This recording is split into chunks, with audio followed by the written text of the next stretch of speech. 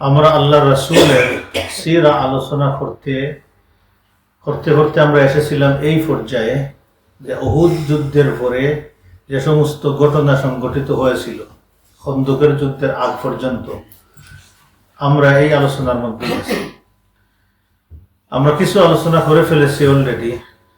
Last আলোচনা ছিল আব্দুল্লাহ ইবনে উনাইস রাদিয়াল্লাহু আনহু অভিযান নিয়ে আমরা আলোচনা করেছি। আজকে আমি শুরু করব ইনশাআল্লাহ বি তৌফিকিল্লাহ রাজিয়া ঘটনা। রাজের একটা ঘটনা আছে, সেই ঘটনা নিয়ে আমরা আলোচনা শুরু করি। প্রথমে দেখি ইনশাআল্লাহ ঘটনাটা কিভাবে ঘটনা ঘটেছিল। উহুদ যুদ্ধের 4 মাসের মাথায় 4th হিজরির সফর মাসে আল্লাহ রাসূলের কাছে কিছু মানুষ আসলো আদল এবং কারা সম্প্রদায় থেকে। আদল এবং কারা দুইটা ট্রাইব ছিল ও হেজাজের দিক থেকে, ওই সাইটের ছিল। সেখান থেকে কিছু লোক আল্লাহ রাসূলের কাছে এসে তারা আল্লাহ রাসূলের কাছে শাহাদাত নিল না নিয়েই বলল তারা মুসলমান, তারা ইসলাম জাহির করলো আল্লাহ রাসূলের কাছে। এবং আল্লাহ রাসূলের কাছে রিকোয়েস্ট করলো, ইয়া রাসূলুল্লাহ, আমাদের সাথে কিছু লোক পাঠান, যে লোকগুলো যে আমাদের পিছনে যে মানুষ আছে অনেক মুসলমান, তারা কোরআন জানে না, তারা দিন জানে না, ইসলাম জানে না, তাদেরকে তারা শিক্ষা দিবে, কোরআন শিক্ষা দিবে। মান ইউআল্লিমুহুমুদ্দিন, তাদেরকে দিন শিক্ষা দিবে, ওয়া ইয়াকরাউহুমুল কোরআন, তাদেরকে কোরআন পড়াইবে, কোরআন শিক্ষা দিবে। আল্লাহ রাসূলের কাছে এমন রিকোয়েস্ট করলেন। রাসূলুল্লাহ সাল্লাল্লাহু আলাইহি ওয়াসাল্লাম রাহমাতুল্লিল আলামিন, আল্লাহ রাসূলের কাজই হচ্ছে মানুষদেরকে দিন শেখানো। সাহাবায়ে কেরামদের মিশন ছিল, আল্লাহ রাসূল ট্রেন্ড করেছেন এটার উপরে, দিন শেখানোর উপরে। তো রাসূলুল্লাহ সাল্লাল্লাহু আলাইহি ওয়াসাল্লাম খুশি মনে আল্লাহ রাসূল কিছু সাহাবী পাঠাইলেন। একটা বর্ণনার মধ্যে আসছে আল্লাহ রাসূল 6 জন সাহাবীকে দিলেন। বুখারীর বর্ণনার মধ্যে আসছে 10 জন।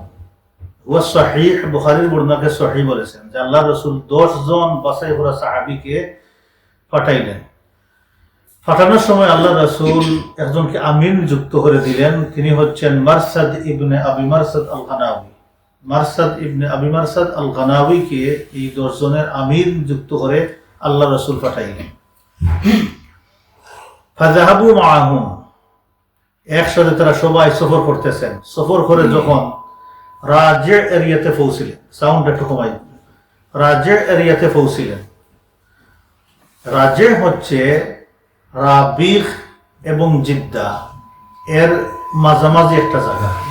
রাবিখ এবং জিদ্দা, সৌদি আরবে যখন রাবিখ একটা মার্ক দেওয়া থাকে এরিয়াতে, রাবিখ এবং জিদ্দার মাঝামাঝি একটা জায়গার নাম হচ্ছে রাজে। এই পর্যন্ত চলে আসলেন হেজাজের দিক থেকে। আর রাজিটা অনেক পরিচিত এরিয়া, কারণ মা উনলি হুজাইল সম্প্রদায়ের একটা জলাশয় ছিল, সেখানে পানি। মানুষ যেখানে বসবাস করে সাথে কিছু পানি, তাহলে সেখানে গিয়ে সাঁতার কাটিয়ে আনন্দ করে। দেখেন না, মনে করেন দেশে এই যে পানির পাশে গিয়ে কত মানুষ জমা হয়, সেখানে আনন্দ ফুর্তি করে। তো সব সময়গুলো ছিল। তো এটা এই নামে অনেক পরিচিত ছিল, ঝর্ণা ছিল। হুজাইলরা সেখানে গিয়ে আনন্দ ফুর্তি করতো। অন্য বিভিন্ন জায়গাতে মানুষ সেখানে আসতো, আনন্দ ফুর্তি করতো। এই জায়গাতে যাওয়ার পরে হুজাইলের একটা সম্প্রদায় হচ্ছে লেহিয়ান, বনু লেহিয়ান। বনু লেহিয়ানের কাছে গিয়ে এই যারা সাথে ছিল প্রতারণা করে সাহাবাদেরকে আল্লাহ রাসূলের কাছে বের করে নিয়ে আসছে। তারা ওদের কাছে গিয়ে এদেরকে লেলিয়ে দিল। হিংস্র ছিল, হিংসুক।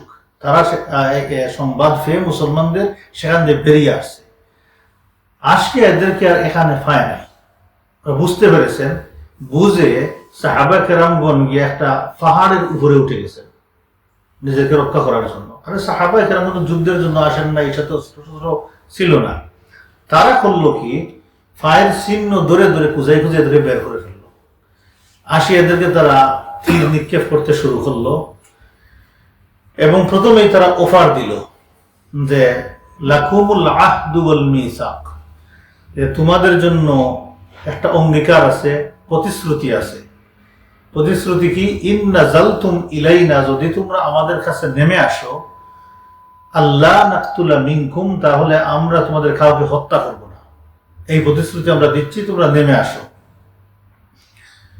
তো এই দলের লিডার ছিলেন মারসাদ গানাওয়ী। অন্য বর্ণনার মধ্যে আছে, বুখারীর বর্ণনার মধ্যে আছে আসিম ইবনে আমির, তিনি ছিলেন ওই দলের লিডার।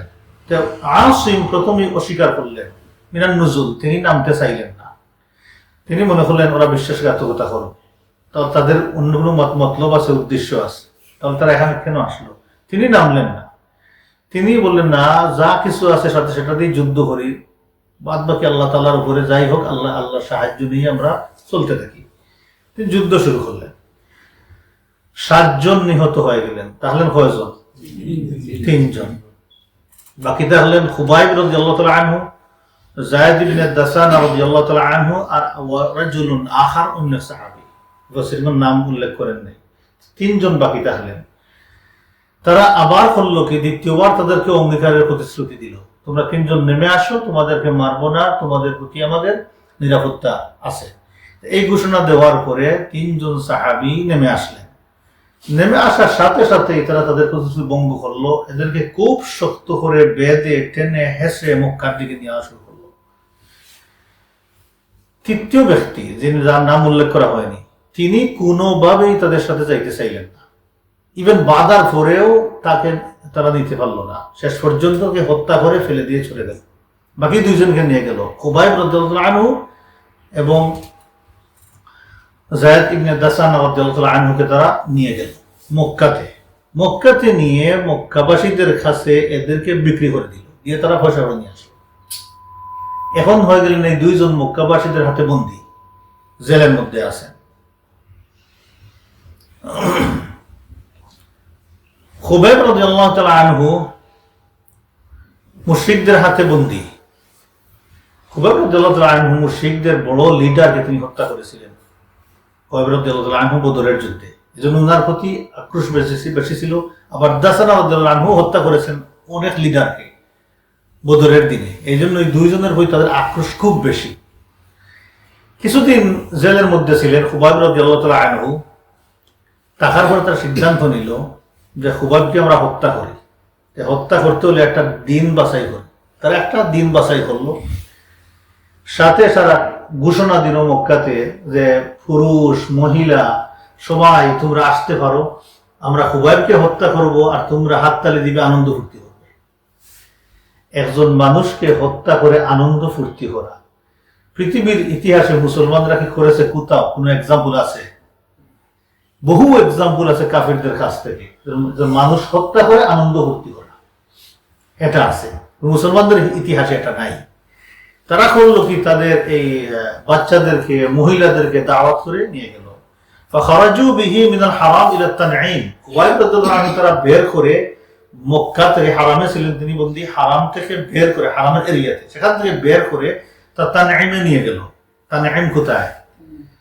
যেখান থেকে গিয়ে উমরার ইহরাম বেঁধে মানুষ ইহরাম করে, তানঈমে নিয়ে গেল। সেখানে নেওয়ার পরে তারা সব রেডি করলো, ওনাকে তারা হত্যা করে শুলিতে ছড়িয়ে দিবে। যাওয়ার পরে তারা বলল, খুবাইব কিছু বলতে হলে তুমি বলতে পারো।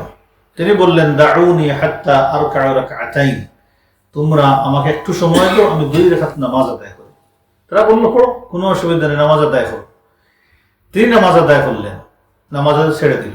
নামাজ শেষ করে তিনি সালাম ফিরিয়ে তাদের দিকে মুখ করে বললেন, ওয়াল্লাহি লাউলা আন তাকুলু, আল্লাহর কসম, তোমরা যদি একথা বলার আশঙ্কা না হতো, তোমরা বলবে, তোমরা যদি না বলতে, তাহলে আমি নমাজটা আরো লম্বা হতাম, আরো আনন্দ ফুর্তি করে আমি নমাজটা আমার সান্ত্বনার সাথে আমি আল্লাহর জন্য আরো নমাজটা লম্বা করে আদায় করতাম। নমাজ শেষ হওয়ার পরে তিনি দোয়া করলেন, তাদেরকে কথা ঘোষণা দিয়ে তিনি দোয়া করলেন আল্লাহ তাআলার কাছে। দোয়া করতে গিয়ে বললেন, আল্লাহুম্মা আহসিহিম আদাদা ওয়া কতুলহুম বাদাদা ওয়া লা তুবকি মিনহুম আহাদা। ও আল্লাহ, তুমি তাদের এইগুলোকে একটা একটা করে আল্লাহ তুমি গুনে রাখো, আর এইগুলোকে বিক্ষিপ্ত হবে আল্লাহ তুমি হত্যা করো। তিনি লায়নত দিলেন তাদের উপরে।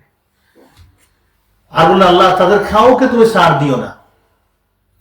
শেষ জবানায় যখন মুআবিয়া রাদিয়াল্লাহু আনহু ক্ষমতায় ছিলেন, ঘটনাটা সারা ঘটাইছে কিন্তু আবু সুফিয়ান, উনি অ্যানাউন্স করে, উনি নিয়ে গেছে। ওই সময় মুআবিয়া রাদিয়াল্লাহু আনহু বাচ্চা ছিলেন, ছোট মানুষ ছিলেন, সাথে করে নিয়ে গেছে। তো মুআবিয়া রাদিয়াল্লাহু আনহু বলতেছেন, যেদিন খুবাইবকে হত্যা করা হয় এদিন আমি সাথে ছিলাম, আমি দেখছি সব, আমি সব বুঝতাম।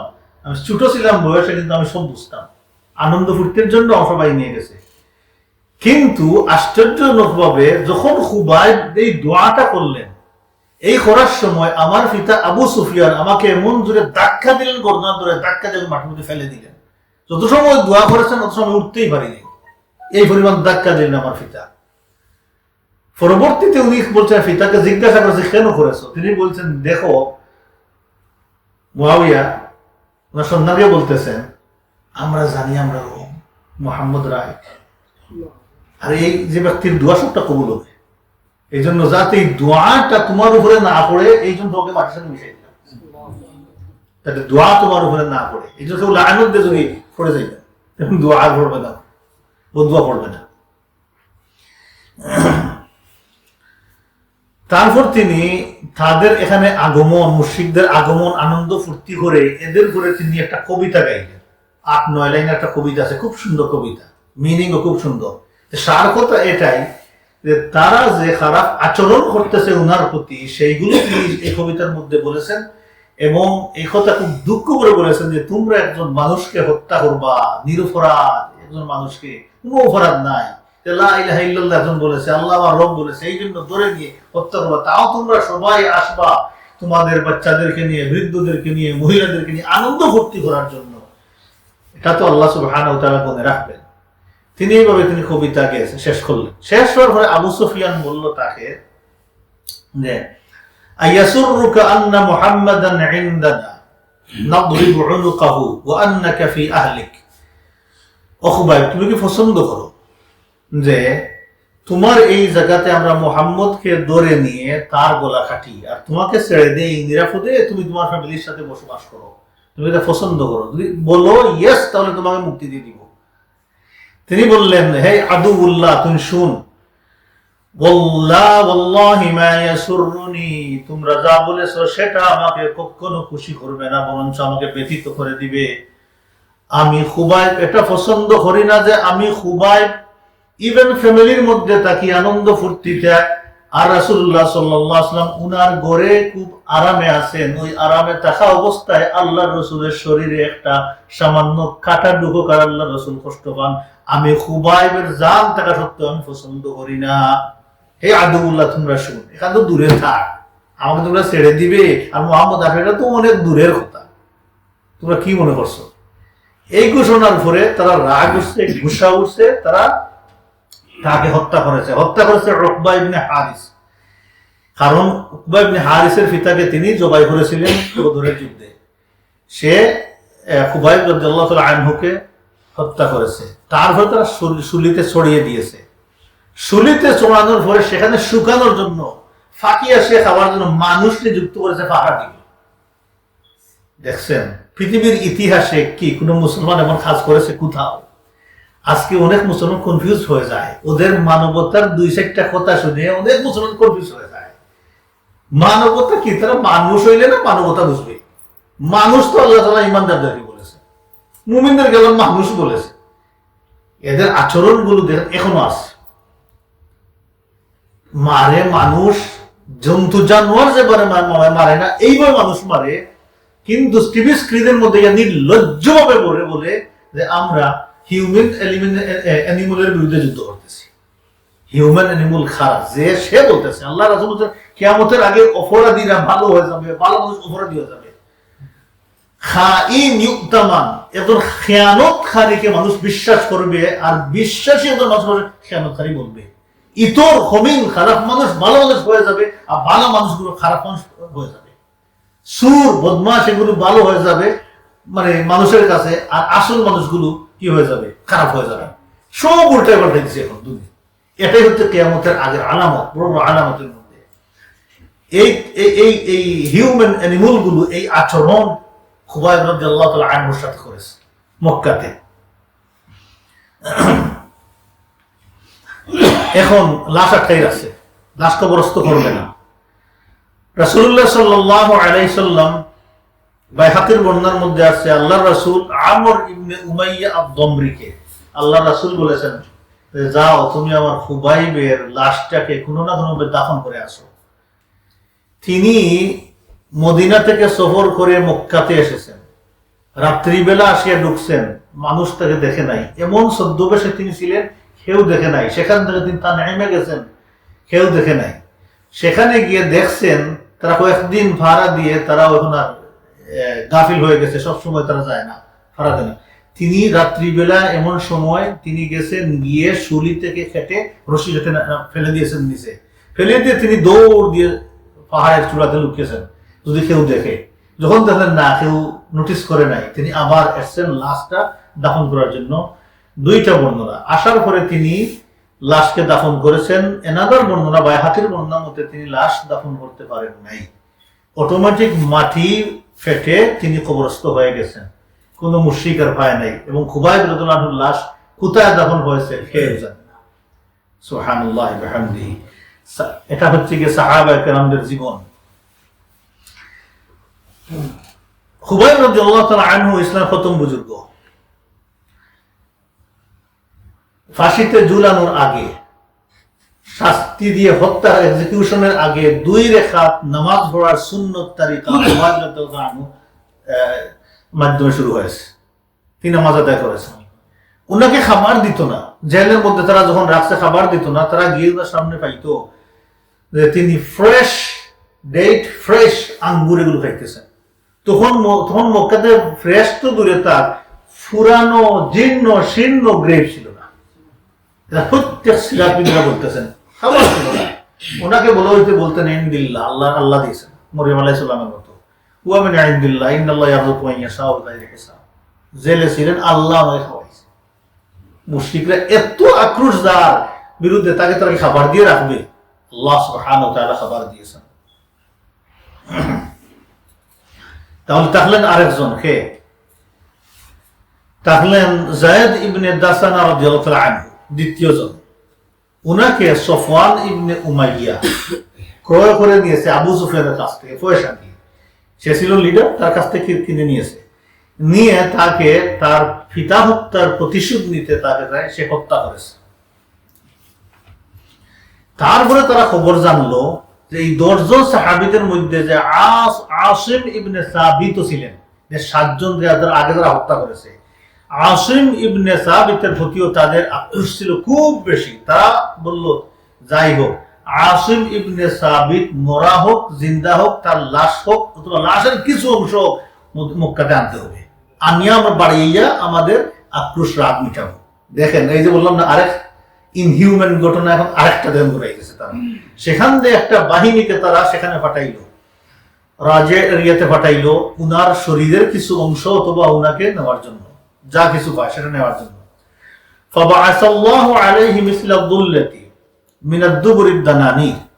আল্লাহ সুবহানাহু ওয়া তাআলা আল্লাহর রাসূলের এই সাহাবীকে হেফাজত করলেন বিরাট বড় এক শাখা মৌমাছি পাঠিয়ে। তারা আসিয়া দেখে যে হিউজ মৌমাছি মানে গ্রাও করে রেখেছে, তারা কাছেই যাইতে পারেনি। শেষ পর্যন্ত ব্যর্থ হয়ে তারা সেখান থেকে চলে আসছে। কাছে যাইতে চাইলে ওটা মৌমাছি তাদের দিকে চলে আসে, সেখান থেকে তারা ব্যর্থ হয়ে চলে আসছে, তারা টাচ করতে পারে নাই। আসিম রাদিয়াল্লাহু তাআলা আনহু তিনি আল্লাহর কাছে দোয়া করতেন যে আল্লাহকে একটা অঙ্গীকার দিয়েছেন যে আল্লাহ আপনার সাথে আমার অঙ্গীকার, সদ্যতে গিয়ে আল্লাহর সাথে তার অঙ্গীকার হয়েছে। অঙ্গীকারটাই যে ও আল্লাহ, আমার শরীরটা যেন কোনো মুশরিক কাফির যেন আল্লাহ টাচ না করে, আর আমিও যেন আল্লাহ কোনো মুশরিকের শরীর টাচ না করি। আল্লাহ আপনার সাথে আমার অঙ্গীকার। তারা তীর মারছে, উনি নিহত হয়ে গেছে, টাচ করেনি। ওরা যখন আনতে গেছে, আল্লাহ সুবহানাহু ওয়া তাআলা আল্লাহর প্রমিস আল্লাহ রক্ষা করেছেন, হেফাজত করেছেন। কেউ মৌমাছি দিয়ে আল্লাহ সুবহানাহু ওয়া তাআলা হেফাজত করেছেন। পরবর্তীতে এই ঘটনা যখন এগুলো জানা শোনা হয়েছিল সবার কাছে। ওমর ইবনে খাত্তাব রাদিয়াল্লাহু তাআলা আনহু often বলতেন যে আল্লাহ সুবহানাহু ওয়া তাআলা ইয়াহফাজুল্লাহু আবদাল মুমিনা বা'দা ওয়াফাতিহি কামা ইয়াহফাজুহু ফি হায়াতিহি। আল্লাহ সুবহানাহু ওয়া তাআলা তার মুমিন বান্দাকে মারা যাওয়ার পরেও তাকে হেফাজত করেন যেভাবে আল্লাহ তাআলা দুনিয়াতে তাকে হেফাজত করেন। সুবহানাল্লাহ ওয়া বিহামদিহি। তো উনার কাছ থেকে আমরা ঠিক কনফার্মেশন পাইলাম যে আল্লাহ পাক মুমিন বান্দাকে দুনিয়াতেও হেফাজত করেন, মরলেও আল্লাহ হেফাজত করেন। কাফিরদেরকে আল্লাহ দুনিয়াতেও হেফাজত করেন না, মরলেও হেফাজত করেন না। যা দেন আল্লাহ সেটাকে আযাব বলেছেন, আর মারা যাওয়ার পরে তাদের আতবা বড়টা আযাব শুরু হয়ে যায়। এই হচ্ছে রাজের ঘটনা, ক্লিয়ার মোটামুটি। সেকেন্ডে যাই আমরা, বি'রে মাউনার ঘটনা। সেই মাসে 4th হিজরিতে আল্লাহ রাসূলের কাছে এই দুইটা ঘটনা একসাথে গিয়ে পৌঁছেছে। বি'রে মাউনার ঘটনা হচ্ছে সিমিলারলি, যদি আল্লাহ রাসূলের কাছে এই ঘটনা আগে পৌঁছিত তাহলে এই বি'রে মাউনার ঘটনা হয়তো ঘটতো না। আল্লাহ রাসূল মানে এইভাবে সরল মনে দিতেন না। এদের এই 10 জনকে এদিকে দিলেন। ইন দ্য মিন টাইম এই সপ্তাহখানিক বা এই কয়েক দিনের মাথায়, সেই মাসে যখন কয়েক দিনের মাথায় আরেকটা ঘটনা বি'রে মাউনার ঘটনা ঘটে গেল। এই সেই মাসে সফর মাসে 4th হিজরিতে 4th মাসে বদরের যুদ্ধের পরে ঘটনা ঘটেছে। যে এই রাজির ঘটনাটা আসলে রাজি এবং এই বীরে মাউনার ঘটনা এমন দুঃখজনক ঘটনা, বদরের উহুদের যুদ্ধের চাইতে আরো বেশি। কিভাবে দেখেন, একটু আলোচনা করলে বোঝা যাবে, ঘটনার বিবরণটা দিলে বোঝা যাবে। আবু বারা আমির ইবনে মালিক, সে বনি সুলাইম অথবা এই সাইটের লোক ছিল, ট্রাইবের মানুষ। আবু বারা আমির ইবনে মালিক, সে আল্লাহ রাসূলের কাছে গেল, মদিনাতে গিয়ে আল্লাহ রাসূলের কাছে গিয়ে বসে। খুব শান্ত শিষ্ট একজন মানুষ, বোঝা যাচ্ছে ভদ্র যোগ্যতা সম্পন্ন একজন মানুষ। রাসূলুল্লাহ সাল্লাল্লাহু আলাইহি ওয়াসাল্লাম ফাদাআহু ইলাল ইসলাম, আল্লাহ রাসূল তাকে ইসলামের দাওয়াত দিলেন। সে ইসলাম কবুল করলো না, নাও করলো না, আবার রিজেক্টও করলো না, আবার সে ইসলাম থেকে দূরে সেটাও বুঝাইলো না, খুব কাছাকাছি বুঝাইলো, খুব অন্তরঙ্গ একটা পরিবেশ দেখাইলো আল্লাহ রাসূলের সাথে। তিনি ইসলাম কবুলও করলেন না, আবার রিজেক্টও করলেন না। তিনি বললেন, ইয়া রাসূলুল্লাহ, লাউ বাআসতা আসহাবাকা ইলা আহলি নাজদিন ইয়াদউহুম ইলা দীনি, যদি আপনি কিছু আপনার সাহাবীকে নজদের দিকে পাঠাইতেন, তারা গিয়া সেখানে ইসলামের দাওয়াত দিলে, আমি আশাবাদী আইয়ুজিবুহুম, যে তারা তাদের ডাকে সাড়া দিবে, মুসলমান হবে। আপনি কিছু আপনার সঙ্গী সাথীদেরকে সেখানে পাঠান। আল্লাহ রাসূল বললেন, ইন্নী আখাফু আলাইহিম আহলা নাজদিন, আমি নজবাসীদের কাছ থেকে আমার সাহাবীদের প্রতি খারাপ ব্যবহারের আশঙ্কা করছি, তারা খারাপ ব্যবহার করবে আমার সাহাবীদের। আবু বারা বললেন, ইয়া রাসূলুল্লাহ, আবু বারা বললেন যে ইয়া রাসূলুল্লাহ, আনা জারুল্লাহ, আমি আমান দিচ্ছি তাদের পাশেই আমি থাকবো, তাদের হেফাজত করব, কেউ তাদেরকে টাচ করতে পারবে না। রাসূলুল্লাহ সাল্লাল্লাহু আলাইহি ওয়াসাল্লাম 40 জন সাহাবী বাছাই করে, বুখারীর বর্ণনা মতে 70 জন সাহাবীকে আল্লাহ রাসূল বাছাই করলেন, অন্যটাই সহিহ বলেছেন। 70 জন সাহাবীকে রাসূলুল্লাহ সাল্লাল্লাহু আলাইহি ওয়াসাল্লাম বাছাই করে তার সাথে পাঠিয়ে দিলেন এবং আমির নিযুক্ত করলেন মুনজির ইবনে আমর রাদিয়াল্লাহু আনহুকে। তিনি বনি সাআদা গোত্রের লোক ছিলেন। মুনজির ইবনে আমর রাদিয়াল্লাহু আনহু আল্লাহর রাসূল আমির নিযুক্ত করে 70 জন সাহাবীকে পাঠিয়ে দিলেন। মুনজির ইবনে আমর, ওনার লকব উপাধি ছিল সারা আরবের মধ্যে আল মু'তিকুল ইয়ামুত, মৌতের জন্য তিনি স্বাধীন, মৌতের জন্য স্বাধীন। একথা বললে আরবের তদানীন্তন যুগে সবাই চিনত মুনজির ইবনে আমর রাদিয়াল্লাহু আনহুকে। এই 70 জন সাহাবীর কি পজিশন ছিল ইসলামের ভিতরে দেখেন। নাম্বার 1, ওয়া কানু মিন খিয়ারিল মুসলিমিন, এই 70 জন সাহাবী ছিলেন খিয়ারিল মুসলিমিন, ভালো ভালো মুসলমান।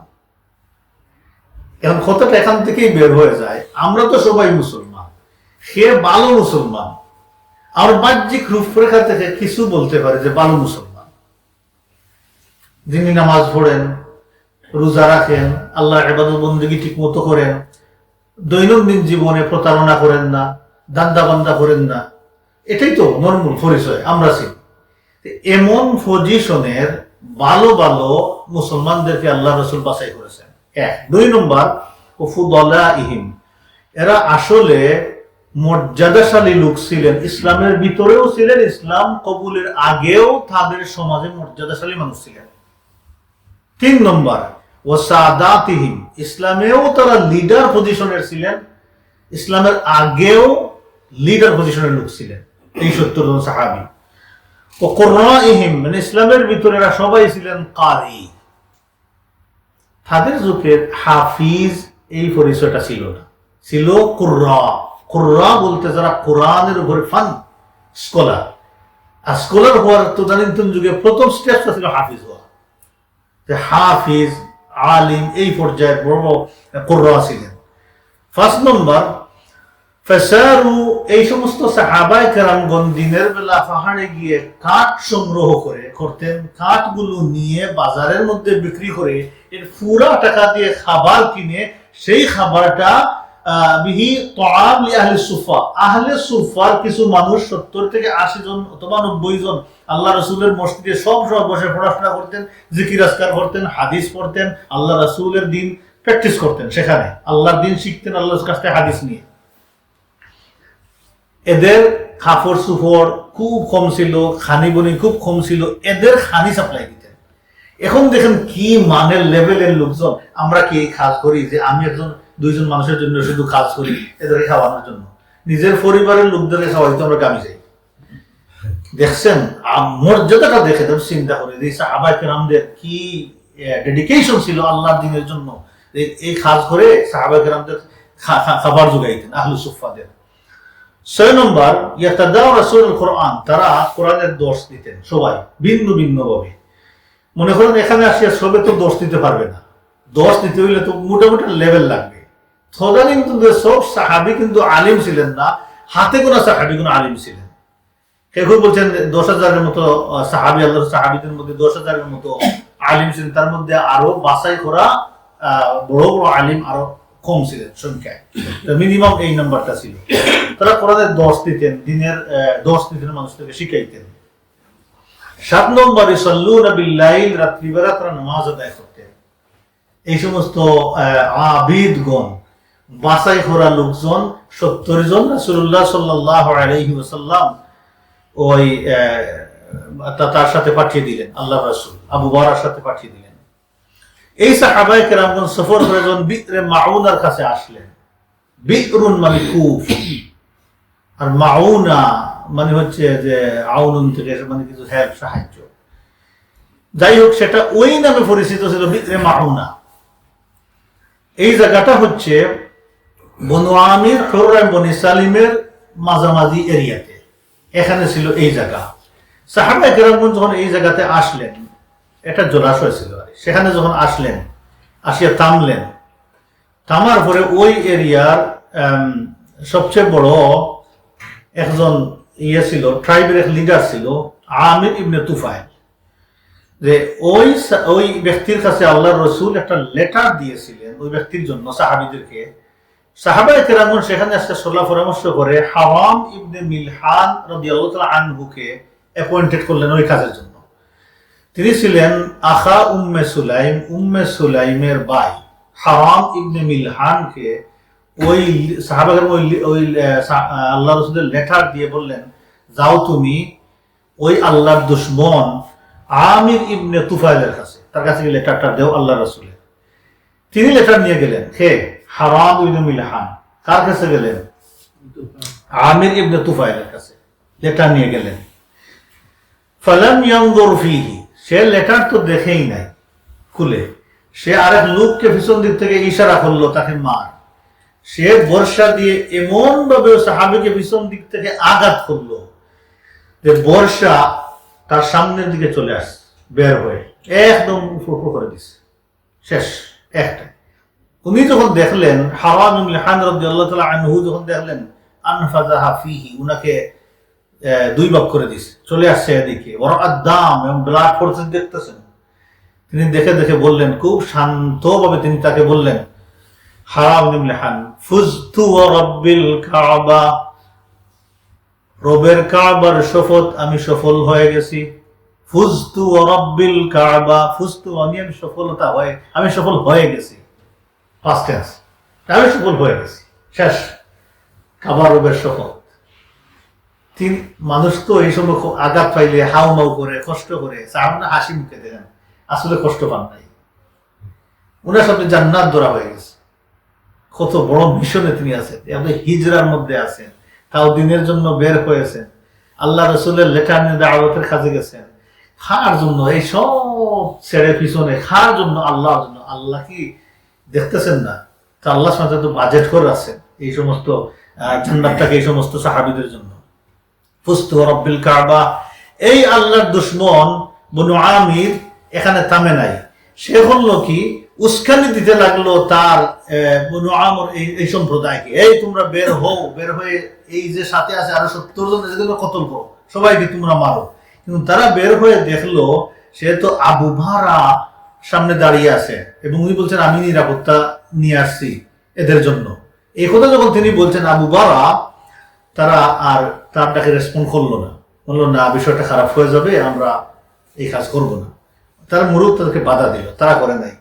শেখ হলো কি, সেখান থেকে বের হয়ে বনু সালিমের অন্যান্য ব্রাঞ্চে ঘোরাঘুরি শুরু করলো, দৌড়াদৌড়ি শুরু করলো, এবং আসিয়াকে ডাকলো, রালকে ডাকলো, জাকওয়ানকে ডাকলো, এই 3টা টাইপকে ডাকলো। এই 3টা টাইপের সব সন্ত্রাসীরা বেরিয়ে আসলো তীর নিয়ে। প্রথম দেখো তারা 100 জন বেরিয়ে আসে, তীর এবং ধনুক অস্ত্র নিয়ে তারা বেরিয়ে আসে। আসিয়া সাহাবা কেরামদের ঘেরাও করে ফেলছে। ঘেরাও করে তারা সাহাবা কেরামদের প্রতি তারা তীর নিক্ষেপ মারা শুরু করছে, এবং সাহাবা কেরাম যা হাতে আছে, খালি হাতে যাই হাতে আছে সেটা দিয়ে ফিরাইতেছেন। কিন্তু কি কতটুকু ফিরাইবেন, এটা সম্ভব? সম্ভব না। সাহাবা কেরাম একজন করে সবাই শহীদ হয়ে গেছে, সমস্ত সাহাবীরা সেখানে সেই দিন শহীদ হয়ে গেছে। একজন সাহাবী উকবা ইবনে যায়েদ রাদিয়াল্লাহু তাআলা আনহু ছাড়া আর কাউকে জিন্দা হওয়া যায়নি এই লাশের তুফের ভিতরে। সেখান থেকে একমাত্র উকবা ইবনে যায়েদ রাদিয়াল্লাহু তাআলা আনহুকে বের করে নেওয়া হয়েছে পরবর্তীতে। তিনি বেঁচে ছিলেন আশা হাত্তাল খন্দক, তিনি খন্দকের যুদ্ধ পর্যন্ত বেঁচে ছিলেন। খন্দকের দিন তিনি শহীদ হয়েছেন। এদের নসিবে আল্লাহ শাহাদাতটা রেখেছেন। এখান থেকে উঠে এই কয়েকদিন পরেই তো খন্দক হয়েছে, এই খন্দকে আবার তিনি শহীদ হয়েছে।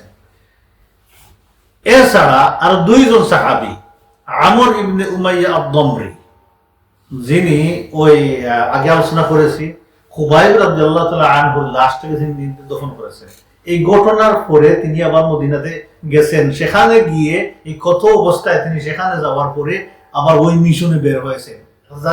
ইমাজিনেশনের জন্য বলতেছি যে দেখেন স্যাক্রিফাইসটা সাহাবায়ে কেরামদের কি হাই লেভেলে। আমর ইবনে উমাইয়া আদ-দমরি রাদিয়াল্লাহু তাআলা আনহু, মুনজির ইবনে উকবা ইবনে আমির রাদিয়াল্লাহু তাআলা আনহু, এই 2 জন সাহাবী একটু দূরে ছিলেন, কোনো একটা কাজে চলে গেছে। এই 70 সাহাবীকে সেখানে রেখে সেখান থেকে বের হয়েছে। তারা দেখলেন হঠাৎ করে হিউজ পাখি উপরে উড়াউড়ি করতেছে, যেখানে ঘটনা করছে সেখানে পাখি দিকে তারা আসে তো ইয়া আল্লাহ, অবস্থা তো খুবই খারাপ। যুদ্ধ শুরু করেছে। মুনজির রাদিয়াল্লাহু তাআলা আনহু যুদ্ধ করতে করতে তিনি শহীদ হয়েছে। আর তারা আমর ইবনে উমাইয়া আদ-দমরিকে বন্দী করেছে। তারা হত্যা করে নাই, এটা আল্লাহ সুবহানাহু ওয়া তাআলা একটা প্ল্যান ছিল। তারা হত্যা করতে পারত, হত্যা করে নাই, তারা বন্দী করেছে। যখন তারা তাকে ইন্টারোগেশন করে তারা জানলো যে আমর ইবনে উমাইয়া আদ-দমরি রাদিয়াল্লাহু তাআলা আনহু মুদার গোত্রের লোকজন। তারা চিন্তা করলো যদি এই ব্যক্তিকে এখন হত্যা করি তাহলে আমাদের সাথে মুদারের যুদ্ধ বেঁচে যাবে, আর মুদার কিন্তু যোদ্ধা জাতি, অবস্থাটা খারাপ হয়ে যাবে। তাহলে একটা কাজ করা যায় যে এই আমির, যে সন্ত্রাসী সবাইকে ডাকে নিয়ে বের করে আসছে, সে বলল আমার মা একটা মানত করেছেন একজন দাসকে মুক্তি করে দিবে, তাহলে তাকে আমি দাস বানাই। সে দাস বানাইল, দাসে পরিণত করে নাওয়াসি বলা হয় এখান থেকে চুল কেটে, যে আল্লাহ কোরআনের মধ্যে বলেছেন না এদেরকে এখানে ধরে টেনে জাহান্নামে দিবে, কোন সূরাতে বলেছেন? আলাক, সূরা আলাক, ইকরা বিসমি রাব্বিকাল্লাযী খালাক, ওই সূরা এন্ডে দেখুন গিয়ে, নাসিয়াতিন কাযিবাতিন খাতিয়া, জাহান্নামীদেরকে এখানে ধরবেন, টেনে জাহান্নামে দিবেন। এটা বিচ্যুতি, হাম, হিউমিলিয়েশন। সে বলল গিয়ে এখানে চুল কেটে আর তাকে ওই মার মানত পুরা করতে গিয়ে তাকে ছেড়ে দিছে, মুক্তি করে দিছে। তিনি সেখান থেকে বের হয়েছেন কোন অবস্থায়? উনার সকল সঙ্গী সাথীরা ভুতুড়ে অবস্থায়, টুকরা টুকরা সবাই শহীদ অবস্থায়। সেখান থেকে তিনি ব্যথিত মনে, মর্মাহত অবস্থায় সেখান থেকে তিনি বের হয়ে আসতেছেন, যে বেস্ট মুসলমানদের আজকে এই অবস্থা, মনে খুব কষ্ট, সেখান নিয়ে আল্লাহ রাসূলের কাছে আসতেছেন। এই ঘটনাটা আসলে খুবই বেদনাদায়ক। এই একই মাসে কয়জন সাহাবী বিদায় হয়ে গেলেন? 80 জন সাহাবী। উহুদের যুদ্ধে এতটুকু হয়েছে যে যুদ্ধ করতে করতে অপোনেন্টস যারা ছিল তারাও তো কত বিক্ষত হয়েছে, তারাও ক্ষতিগ্রস্ত হয়েছে, মনের মধ্যে সান্ত্বনা। কিন্তু এখানে দেখেন একদম সরলতাকে বিশ্বাসঘাতকতায় নিয়ে কি তারা খারাপ আচরণ করলো এই জাতিগুলো। সাহাবা কেরামদেরকে হত্যা করলো। আল্লাহ রাসূলের কাছে উহুদের চাইতে আরো বেশি ছিল। আল্লাহ রাসূল খুবই কাঁদছেন, খুব কষ্ট হয়েছেন আল্লাহ রাসূল। আর এদেরকে এত ট্রেনিং করে, এত কষ্ট করে রাসূলুল্লাহ সাল্লাল্লাহু আলাইহি ওয়াসাল্লাম রেডি করেছেন। এতদিন মেহনতের পরে এক একজন সাহাবী মণিমুক্তার মতো ছিলেন। এদেরকে বাছাই করা মানুষগুলো নিয়ে সেখানে বিনা যুদ্ধে মুসলমানদের সরলতাকে কাজে লাগিয়ে শেষ করে দিল। আসলে আমাদেরকে দেখবেন, আমাদের সরলতা, মুসলমানদের সরলতাটাই প্রিভেইল। এটাকে কিন্তু খাস সুযোগে নিয়ে দেখবেন আল্লাহ দিনের দুশ্মনেরা এটাকে সুযোগে লাগিয়ে আমাদেরকে ক্ষতিগ্রস্ত করে ফেলে, আর আমরা নরম হয়ে যাই। আল্লাহ তাআলা যার অন্তরে ঈমান দেন সেই অন্তরে নরম থাকে। রিক্কাতুল কলব হাদিসের মধ্যে আছে, কলব রিক হয়ে যায় মানে সফট হয়ে যায়। আর সফট কলবকে মানুষ এইভাবে মিসইউজ করতে পারে। এই সাহাবা কেরামদেরকে সেখানে এইভাবে নির্মমভাবে জীবন দিতে হয়েছে। এই সাহাবী এই রাস্তা চলতে চলতে যখন কানাত উপত্যকার কারকারা নামক এরিয়াতে যখন আসে এখানে একটা গাছ ছিল, খুব ফাঁকা ছিল, গাছের নিচে তিনি টায়ার্ড হয়ে আশ্রয় নিতেছেন। এমন সময় আরো দুইজন লোক, বনী কিলাব সম্প্রদায়ের আরো দুইজন লোক আসিয়া এখানে তারা একটু রেস্ট নিতেছে। বনী কিলাব সম্প্রদায়ের দুইজন লোক, এই বনু কিলাব সম্প্রদায়ের দুইজন লোক হচ্ছে বনু কিলাবের বিগেস্ট ব্রাঞ্চ হচ্ছে বনী নদীর, মেইনলি বনী নদীর। এদের সাথে আবার মুসলমানদের ইহুদি বনী নদীর সাথে আল্লাহ রাসূলের হলফ ছিল, চুক্তি ছিল, এবং ওরা মদিনাতে আসিয়া আল্লাহ রাসূলের কাছে নিরাপত্তাও নিয়েছে। তারা সেখানে গেছে, ওই গাছের নিচে তারা গিয়ে একটু রেস্ট নিচ্ছে, আদার সাইডে গাছে, এবং তারা ঘুমিয়ে পড়ছে। তারা যখন ঘুমিয়ে পড়ছে, আমর ইবনে উমাইয়া দামরি মনে করেছেন ওরা ওই বনী সালিমের ওই জাকওয়ান রাআল সম্প্রদায়ের খারাপ আচরণ করছে, ওনার তো মাথায় ঘুম থাকার কথা নয়। তিনি বলছেন এদেরকে জবাই করে দিই, ঘুমাইছে, এই দুই জবাই করে দিয়েছেন। শেষ করে দিয়ে তিনি মদিনাতে আসছেন। আসিয়া রাসূলুল্লাহ সাল্লাল্লাহু আলাইহি সাল্লামের কাছে এই বিরাট দুঃখের সংবাদ আল্লাহ রাসূলের কাছে পৌঁছাইছেন। সাথে সাথে এই ইনফরমেশনও দিয়েছেন তিনি এই দুইজনকে হত্যা করেছেন। আল্লাহ রাসূল ইনকোয়ারি করে দেখলেন এই দুইজন তো একটু আগে গেছে নিরাপত্তা নিয়ে আমার কাছ থেকে রং হয়ে গেছে। তো আল্লাহ রাসূল বললেন তুমি এমন একটা কাজ ঘটাইছো লাস্টে গিয়ে, যে লাকাদ কাতালতা কাতিলাইনি, যে এমন দুই ব্যক্তিকে তুমি হত্যা করেছো, তাদের রক্তফোন আমাকে দিতেই হবে, এটা একটা সমাধান আমাকে আনতেই হবে। সো আগে আমি এটা সমাধান আনি। আল্লাহ রাসূল ওইটা সমাধানের জন্য ব্যস্ত হয়ে গেলেন, কিন্তু মন আল্লাহ রাসূলের ভঙ্গুর ব্যতীত মর্মাহত ছিল। এই সাহাবা কেরামদের, এই 80 জন সাহাবা কেরামদের লস্টের যে দুঃখ বেদনা, মুসলমানদের ভিতরে যে এই কষ্টটা নিয়ে রাসূলুল্লাহ সাল্লাল্লাহু আলাইহি ওয়াসাল্লাম সাহাবা কেরাম ছিলেন। আর এই দুই ব্যক্তির হত্যার কারণ হয়ে গেল পরবর্তীতে বনী নদীরের সাথে যুদ্ধ করার কারণ হয়ে গেল। এটা আমরা ইনশাআল্লাহ বনী নদীরের সাথে যুদ্ধ আমরা নেক্সট সেশনে আলোচনা করব। এখন আমরা দেখি যে এই ঘটনাটা আল্লাহ রাসূলের কাছে খুবই তালিমান শাদীদা, এই পরিমাণ পেইনফুল ছিল আল্লাহ রাসূলের কাছে যে আল্লাহ রাসূল পুরা নবুয়তের জিন্দেগিতে আল্লাহ রাসূলের এই পরিমাণ কষ্ট আর হয় নাই কোনোদিন। বীরে মাউনা আর রাজের ঘটনায় আল্লাহ রাসূলকে যত ব্যথিত করেছে, কষ্ট দিয়েছে। সহিহ বুখারী শরীফের হাদিস আনাস বিন মালিক রাদিয়াল্লাহু তাআলা আনহু বর্ণনা করতেছেন, দাআন নবী সাল্লাল্লাহু আলাইহি ওয়াসাল্লাম আলাল্লাযিনা কাতালু বিবি'রি মাউনা 30 সাবাহান। এই ঘটনার পরে রাসূলুল্লাহ সাল্লাল্লাহু আলাইহি ওয়াসাল্লাম কন্টিনিউ 30 দিন ফজরের নামাজে রুকু থেকে ওঠার পরে কুনুত পড়ে রাসূলুল্লাহ সাল্লাল্লাহু আলাইহি ওয়াসাল্লাম তাদের বিরুদ্ধে বদদুয়া করেছেন, দোয়া করেছেন। 30 দিন কন্টিনিউ রাসূলুল্লাহ সাল্লাল্লাহু আলাইহি ওয়াসাল্লাম কুনুত পড়তেইছেন, নন স্টপ। কোনো বর্ণনার মধ্যে আছে 5 সপ্তাহ আল্লাহ রাসূল কুনুত পড়েছেন, দোয়া করেছেন এই সম্প্রদায়গুলোর বিরুদ্ধে। রাসূলুল্লাহ সাল্লাল্লাহু আলাইহি ওয়াসাল্লাম দোয়ার মধ্যে বলতেন, আল্লাহ রাল জাকওয়ান লাহিয়ান আসিয়া, আল্লাহ এদেরকে তুমি আল্লাহ তুমি ধ্বংস করো। এইভাবে আল্লাহ রাসূল লানত করেছেন। আর আল্লাহ রাসূলের লেভেল যেটা ছিল আল্লাহ পাক দিয়েছেন, সেটা আল্লাহ রাসূল মেইনটেইন করেছেন এবং একটা সুন্নত যে উম্মতের মধ্যে রেখে গেছেন যে এই পর্যায়ে গেলে উম্মতে কাজ করতে পারবে। আল্লাহ রাসূল বলেছেন, আসিয়া আসাতিল্লাহি ওয়া রাসূলিহি, এই আসিয়া সম্প্রদায় আল্লাহ এবং আল্লাহর রাসূলের হিউজ নাফরমানি করেছে। ফাআনজালাল্লাহু, কবে আল্লাহ রাসূল বন্ধ করেছেন এই দোয়াটা করা? আল্লাহ রাসূল বন্ধ করেছেন যখন আল্লাহ পাক একটা আয়াত নাযিল করেছেন। আনাস বিন মালিক রাদিয়াল্লাহু আনহু বলতেছেন, রাসূলুল্লাহ সাল্লাল্লাহু আলাইহি ওয়াসাল্লাম তো দোয়া বন্ধ করতেন না, কন্টিনিউ করতেন, unless got the confirmation from Allah সুবহানাহু ওয়া তাআলা সামথিং, যে কিংস কনফার্মেশন পেয়েছেন। তিনি বলতেছেন এটা কোরআনের আয়াত ছিল, দীর্ঘ সময় আমরা তিলাওয়াত করেছি, এখন আর কোরআনের ভিতরে নাই, আল্লাহ মানসুখ করে দিয়েছেন, আব্রোগেটেড করে দিয়েছেন। কোরআনের কিছু আয়াত আছে, আমি কিছু আয়াত জানি আল্লাহর রহমতে, যেগুলো আয়াত কোরআনের ভিতরে ছিল, আল্লাহ সুবহানাহু ওয়া তাআলা মানসুখ করে দিয়েছেন পরবর্তীতে, কিন্তু লিখিত হয়ে গেছে, আছে কোরআনের ভিতরে নাই, তার বাহিরে আছে। তো আল্লাহ সুবহানাহু ওয়া তাআলা আয়াত নাযিল করলেন, বাল্লিগু কওমানা ইন্না লাকিনা রাব্বানা ফারদিয়া আন্না ওয়া রাদিনা আনহু। এটা পরশুর আয়াত ছিল এক সময়, সাহাবাগণ পড়তেন। যে এর অর্থটা কি, যে আল্লাহ পাক জানিয়ে দিলেন যে ওই সমস্ত সাহাবায়ে কেরাম বলতেছেন, বাল্লিগু কওমানা, আমাদের সম্প্রদায়ের কাছে সংবাদটা পৌঁছে দাও। কি সংবাদ? যে আমরা আমাদের রবের সাথে মিট করেছি, আমাদের রব আমাদের উপরে খুব খুশি, আমাদের উপরে খুব হ্যাপি, আমরা আল্লাহ তাআলার উপরে খুশি। এই সংবাদ সবার সাথে সাথে রাসূল সাল্লাল্লাহু আলাইহি ওয়াসাল্লাম বলেন, এনাফ, আল্লাহ রাসূল আর কোনো পড়েন নেই। এখান থেকে অনেক মাসলা বের হয়ে যায়, যে কি বদুয়া দেওয়া যায় কি যায় না, এই ধরনের।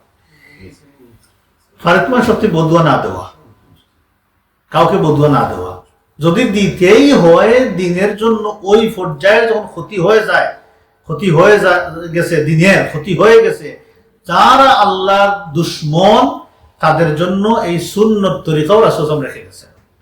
কিন্তু আল্লাহ রাসূল বলেছেন, তোমরা লাআনতকারী হইও না। আল্লাহ বলেছেন, আমি লাআনতকারী নয়, আল্লাহ লাআনতকারী হিসাবে পাঠান নাই।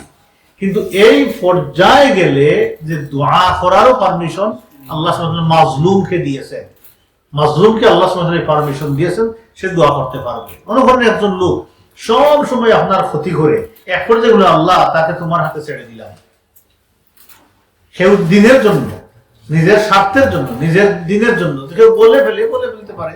কোরআন শরীফের আয়াত অনুযায়ী আল্লাহ তাআলা তাকে শাস্তি দিবেন না, পানিশমেন্ট দিবেন না, আল্লাহু আ'লাম।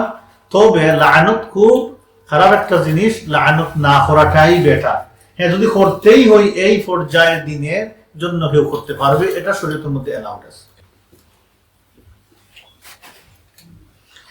এখন রাজির এবং বীর মাউনার এই ঘটনাটা মুসলমানদের মনে রক্তক্ষরণ হচ্ছিল। আল্লাহ রাসূল খুব ব্যথিত ছিলেন, কষ্ট পেয়েছিলেন। এমন সময় মুনাফিকগণ কি আচরণ করলো একটু আমরা ইঙ্গিত করি। মুনাফিকগণ খুব সুন্দর সুন্দর কথা বলা শুরু করলো। মুনাফিকরা বলতে লাগলো, এই পাগল মানুষগুলো জন্য দুর্মুখ, ম্যাড বলেছে তারা, যে মাজনুন বলেছে, যে এই পাগল মানুষগুলোর জন্য দুর্মুখ। কি সুন্দর জীবনটা ছেড়ে সেখানে গিয়ে তারা মারা গেল, চরম দরিদ্রতার মধ্যে তারা মারা গেল।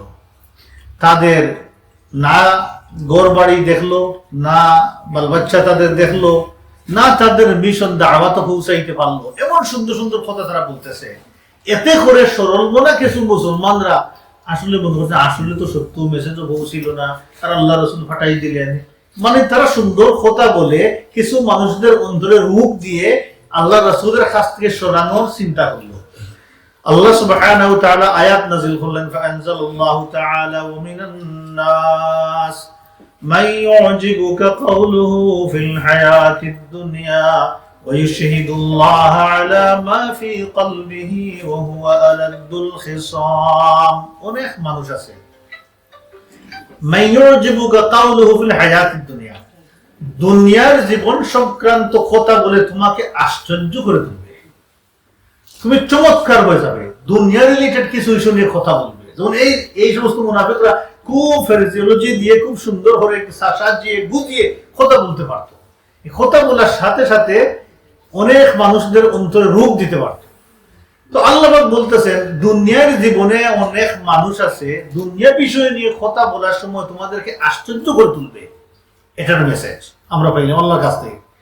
ওয়াইশহিদুল্লাহ আলা মা ফি কলবিহি, দেখবেন কথা বলার সময় বলবে তার অন্তরে তো আছে ইবিল, ওইটাকে ডাকার জন্য সে কসম করবে, আল্লাহর নামে সাক্ষী দিয়ে বলবে, আল্লাহকে সাক্ষী রেখে বলতেছি, আল্লাহর কসম করে বলতেছি। এইগুলো বলে না আমাদের সমাজে আছে অনেক লোক কথা বলার সময় দেখবেন কি কসম করে বলে। আমরা আসতাম এক ব্যক্তিকে নিয়ে, সে ব্যবসা করতো, গরুর ব্যবসায়ী, কিনতে যান আপনি ভাই আল্লাহর কসম 10 বার বলবে, আল্লাহর কসম, কোনো লাভ নাই, ফিরে দিচ্ছি। এমন সমাজে অনেক মানুষ আছে এই কাজগুলো করে। তা আমরা সবাই বলতাম যে মানুষটা কি জন্য, আল্লাহ রাসূল বলেছেন ব্যবসা বাণিজ্য করার সময় কসম নাই, মনে রাখেন। দাম আপনার ভালো লাগে একটা বলেন, প্রাইস ভালো লাগলে দিবেন, না অসুবিধা কি, আপনার লাভ সাইডে দেওয়ার দরকারটা কি, এটা কসমের কি দরকার? আল্লাহ বলে ব্যবসাতে কোনো কসম নাই, এগুলো মিথ্যাবাদী, ব্যবসাতে কোনো কসম নাই। অত আননেসেসারি কসমেরও দরকার নেই। কি দরকার? এক্ষেত্রে সে আমাদের বাচ্চাদের ট্রেন্ড হয়ে গেছে, দেখবেন যারা একটু পড়াশোনা করে ওয়াল্লাহি ওয়াল্লাহি কথা বলতে হবে, ওয়াল্লাহি ওয়াল্লাহি মানে আল্লাহ কসম, আল্লাহ কসম, এগুলো খুব এটাকে নিষেধ করে দিবেন। আমি নিষেধ করি শক্তভাবে, এটা কিছু আসলে যে আরবদের মধ্যে কিছু জুহাল আছে, আহলুল ইলম নাই, কিন্তু জাহিল মানুষ আছে, কথা বলার সময় তাদের ইমান আকীদা ঠিক না, কিন্তু কথা বলার সময় ওয়াল্লাহি ওয়াল্লাহি। ঠিক কাজটা মুনাফিকরা করতো, এই জন্য আমাদের নেগেটিভ এটা দেখানো হয়েছে। মুনাফিকরা কথা বলার ওয়াশহিদুল্লাহ, কথা বলার সময় আল্লাহর সাক্ষী রেখে কথা বলতো, তাদের ভালো ইত্যাদি দেখাইতো, ভালো মানুষই দেখাইতো। ওয়াশহিদুল্লাহ আলা মা ফি কলবিহি, আল্লাহ বলতেছেন ওহুয়া আলাদ্দুল খিসাম, এরা হচ্ছে আসলে প্রবল যোগরাটে মানুষ। এগুলো যোগরাটে মানুষ, একজনের বিপদ হয়েছে, ফাললে তাকে সাহায্য সহযোগিতা করো, রাদার দেন সেখানে কিছু সুন্দর সুন্দর কথা বলে তাদের মধ্যে আরো কনফিউজ সৃষ্টি করে দেওয়া। এটা ডেইলি আমরা ফেস করি। আল্লাহ বিপদের সময় দেখবেন অথবা অন্য কোনো বিষয়ে বলবেন, আননেসেসারি অনেক কিছু ইস্যু নিয়ে চলে আসবে, আসিয়া কনফিউজ করে দিবে, আর সুন্দর সুন্দর কথা বলবে, নিজের এক্সপিরিয়েন্স জাহির করবে। এমন পজিশন দেখলেন মাঝে মধ্যে ফিরাইতে চাই না, কিন্তু মাঝে মধ্যে দুই একটা ফিরাই, বেশি না, বলে এইভাবে বলার দরকার নাই। আননেসারি আপনি দেখবেন আপনি কিন্তু ওনার পরামর্শ সিক করতেছেন না, সমাজেরও মাঝে আসি আপনাকে পরামর্শ দেওয়া শুরু করে দিবে। আসলে আমি তো পরামর্শ সিক করি না, এটা সবার জানা দরকার। এই জন্য বলতেছি যে পরামর্শ সিক না, হ্যাঁ কথা বলবেন দুইজন, কিন্তু পরামর্শ দিতে যাইবেন না কাউকে, আনলেস সে ইন্টেন্সিভলি আপনার কাছে পরামর্শ সিক করে আপনি কি মনে করেন এটা রাইট হবে না রং হবে, পরামর্শ দিবেন। নর্মাল ভালো দুই কথা বলতে পারেন, কিন্তু ইন্টেন্সিভলি আগ বাড়িয়ে পরামর্শ দিতে যাই। সব মানুষ সমান নয়, মানুষ কিন্তু ভিন্ন ভিন্ন।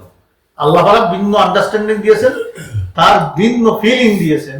এই জন্য এক সময় গেলে দেখবেন সে হয়তো খারাপ হইতে পারে, এক সময় ভালো হইতে পারে। এই জন্য এমন কিছু কাজ আছে খুব সতর্কতার সাথে করতে হয়। তো আল্লাহ বলতে এগুলো আলাদুল খিসাম, যোগরাটে মানুষ। আবার আল্লাহ বুখারী শরীফের হাদিস, আল্লাহ রাসূল বলতেছেন, এই আয়াত তাফসীর মধ্যে নিয়ে আসেন, আল্লাহ রাসূল বলতেছেন আবগাদুর রিজাল ইলাল্লাহি আলাদুল খিসাম, আল্লাহর কাছে সবচেয়ে নিকৃষ্ট মানুষ কারা? যোগরাটে। মনে রাখবেন, আল্লাহ হাফেজ করো, কোথাও বলে যোগরাটে হইবেন না। যোগরা মানুষের সাথে অননেসারি কথা বলে যোগরা শুরু করে দেয়। সমাজে অনেক মানুষ আছে আবগাদুর রিজাল, আল্লাহর কাছে নিকৃষ্ট মানুষ, এগুলো যে কথা বলার সময় আমার কথাই ঘুরে থাকতে হবে। ওরা মানুষ না সমাজে না বলবোই বলবো, আমার কথা ঘুরে থাকতেই হবে, কি যে মানে দৌড়ে দৌড়িয়া বসে সামনে না, সেই বড় অনেক মানুষ সমাজে আমরা এগুলো খেয়েছি। মানে সব জানতা হয়, এমন আছে না সমাজে, সব জানে, যেখানে দিবেন যে সেকশনে হাত দিবেন ওইটাও সে জানে, এটা মুখ বাড়াইবে। এমন কাজ করা ঠিক নয়, এই জাহিরি করাটা ভালো নয়। আল্লাহ দুঃখে সম হয়ে যেতে পারে আল্লাহ তাআলার কাছে। আল্লাহ হেফাজত করুক। এর থেকে আমরা একটু শিক্ষা নিলাম। তারপরে আমরা দেখি এই দুইটা ঘটনায় সাহাবায়ে কেরামদের যে এই নির্মমভাবে দুনিয়াকে বিদায় হতে হলো, মুনাফিকরা আনন্দ ফুর্তি করতেছে, মুসলমানদেরকে ক্ষতি করার জন্য তারাও সুন্দর সুন্দর কথা বলতেছে, মুসলমানদেরকে ইমানের ভিতরে ক্র্যাক ধরানোর জন্য সুন্দর সুন্দর কথা বলতেছে। এই কঠিন পরিস্থিতিতে আল্লাহ সুবহানাহু ওয়া তাআলা সূরাতুল বাকারা একটা আয়াত নাযিল করলেন। আয়াতটা হচ্ছে এই, ওয়ামিনান নাসি মান ইয়াশরি নাফসাহু ইবতিগাআ মারদাতিল্লাহ। আরো কিছু মানুষ আছে, মান ইয়াশরি নাফসা, যারা নিজের নফসটাকে বিক্রি করে দেয়, ইবতিগাআ মারদাতিল্লাহ, আল্লাহর সন্তুষ্টি তালাশ করতে গিয়ে নিজেকে বিক্রি করে দেয়। নিজের জানটাকে দিয়ে উদ্দেশ্য কি? আল্লাহর সন্তুষ্টি তালাশ করা। এখানে গুরুত্বপূর্ণ একটা মাসালা আছে, এই জন্য আমি একটু স্ট্রেস করলাম যে উদ্দেশ্য কি। দেখেন, ইবতিগা মারদাতিল্লাহ, আল্লাহর সন্তুষ্টি তালাশ করতে গিয়ে জীবনটা দিয়ে দেয় শেষ। আল্লাহু রাউফুম বিল ইবাদ, আল্লাহই বান্দার প্রতি খুবই দয়াশীল, মায়াশীল। আল্লাহ তাআলা এই ঘোষণাটা দিলেন। এই সাহাবায়ে কেরামগণ যদি তাদের সাথে কোনো চুক্তি করতেন অথবা তাদের কিছু দেওয়ার চিন্তা ভাবনা করতেন, যুদ্ধ না করে, তাহলে হয়তো তারা মুক্তি দিয়ে দিত। আল্লাহ মুনাফিকদেরকে এই সংবাদ দিলেন, পৃথিবীর মানুষদেরকে, দেখো এই সমস্ত বান্দারা আল্লাহর সন্তুষ্টি তালাশ করতে জীবন দিছে, আল্লাহ সুবহানাহু ওয়া তাআলা তাদের প্রতি সন্তুষ্ট হয়ে গেছেন। এটা আগের আয়াত দ্বারা সাবিত হয়ে গেছে। ইন্নাল্লাহা আশতারা মিনাল মুমিনিনা আনফুসাহুম ওয়া আমওয়ালাহুম বিআন্না লাহুমুল জান্নাহ, আল্লাহ মুমিনদের কাছ থেকে তাদের জান এবং মালের বিনিময়ে, জান এবং মাল কিনে নিয়েছেন জান্নাতের বিনিময়ে, বিআন্না লাহুমুল জান্নাহ, আল্লাহ আপনাকে জান্নাত দিবেন। তাহলে দুইটা জিনিস মুমিনের আল্লাহর কাছে দেওয়া। কোন দুইটা জিনিস? জান এবং মাল। তাহলে মুমিনের জানটা আল্লাহর জন্য, মাল আল্লাহর জন্য। কার জন্য? দুইটাই আল্লাহর জন্য। এর বিনিময়ে আল্লাহ কি দিবেন? তাহলে বাইয়ার খেয়ে, মুমিনের জান এবং মাল বাইয়ার খেয়ে, আল্লাহ সুবহানাহু ওয়া তাআলা বাইয়ার। আর আমরা হচ্ছে কি? সেলার। তার বিনিময়ে কি পাইতেছি? জান্নাত। এটা হচ্ছে মুমিনের অবস্থান, আল্লাহ সুবহানাহু ওয়া তাআলা মুমিনদেরকে দিয়ে দেন। এদের ভিতরে মাসআলা কি, তার সাথে অনেক হাদিস আছে। আমরা যেহেতু সিরাত করতেছি, আলোচনা ইঙ্গিতটা দিয়ে যাই।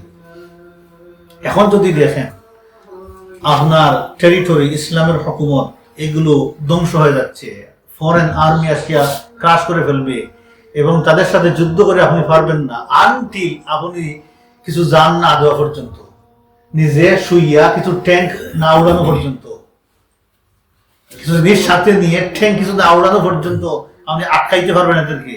তাহলে এটা কি সুইসাইড হবে না এটা ইবতিগা মারদাতিল্লাহ হবে? সুইসাইড কোন জিনিস এটা জানা দরকার। সুইসাইড হচ্ছে তার নিজের জীবনের উপরে সামহাউ বিরক্ত হইয়া বাঁচতে চায় না, মরে যায়। সামহাউ চাকুরি ফাড়া মারি মরে, বিষ খাইয়া মরে, ফাঁস লাগিয়ে মরে, কুয়াত পড়ে মরে, হোয়াট এভার, গাছ থেকে পড়ে মরে, বিল্ডিং এর বস থেকে মরে পড়ে, হোয়াট এভার ওয়ে মারা যায়, এটা সুইসাইড। এছাড়া আল্লাহকে সন্তুষ্ট করার জন্য কেউ যদি জীবনটা দেয়, সেটা সুইসাইড হয় না। এই জায়গাতেই মানুষের, মুসলমানদের বোঝা দরকার। সেটা হচ্ছে আল্লাহ ইবতিগা মারদাতিল্লাহ ওয়া মিনান নাস মান ইয়াশরি নাফসা, যারা নিজের নফসটাকে বিক্রি করে দেয় ইবতিগা মারদাতিল্লাহ, আল্লাহর সন্তুষ্টির জন্য। আল্লাহু রাউফুম বিল ইবাদ। ক্লিয়ার? এটার উপরে লম্বা মাসআলা আছে, আর অনেক আদিল্লা দলিলগুলো আছে, আমরা যাব না ইনশাআল্লাহ।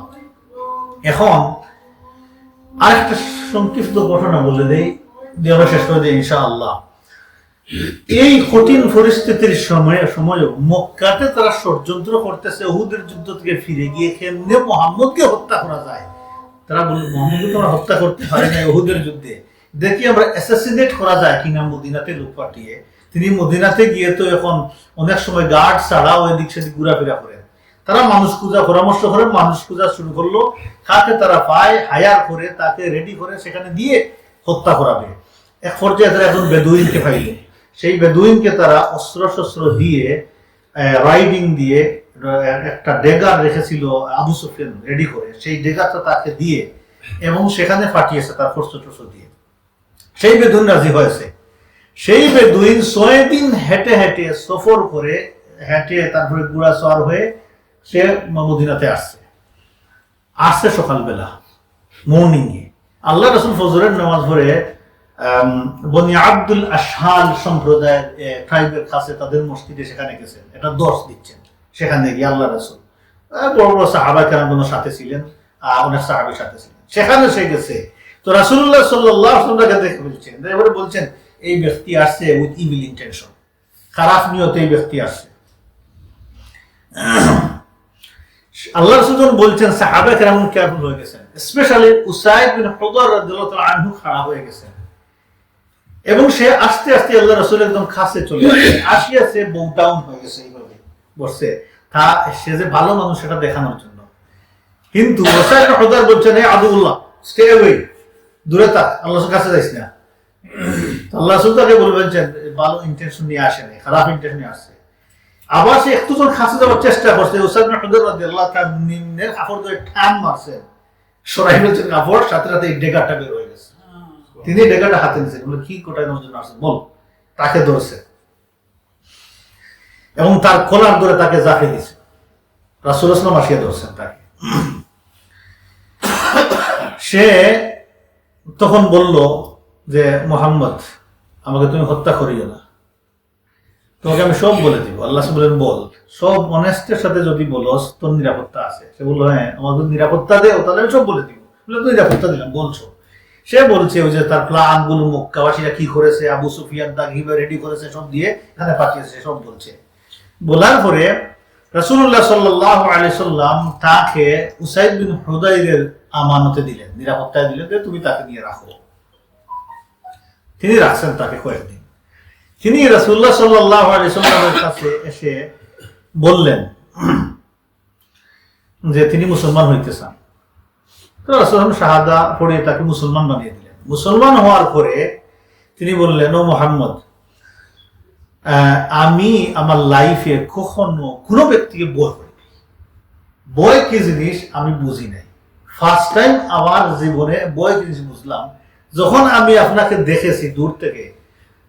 I was terrified, আমি কিন্তু সন্ত্রস্ত হয়ে গেছি। আমার অন্তরে আর আপনারে মারার মতোই সাহস আমার ছিল না, এই জন্য আমার কাছে আসে আমি বসে গেছি, বউডাউন হয়ে গেছি। ইয়া রাসূলুল্লাহ আমি জানি মক্কা তো আমি জানতাম ইয়া রাসূলুল্লাহ আপনি ইনোসেন্ট আর আপনি সেফ, আল্লাহ আপনাকে হেফাজত করবেন, আমি কিভাবে আপনাকে মারতে পারি।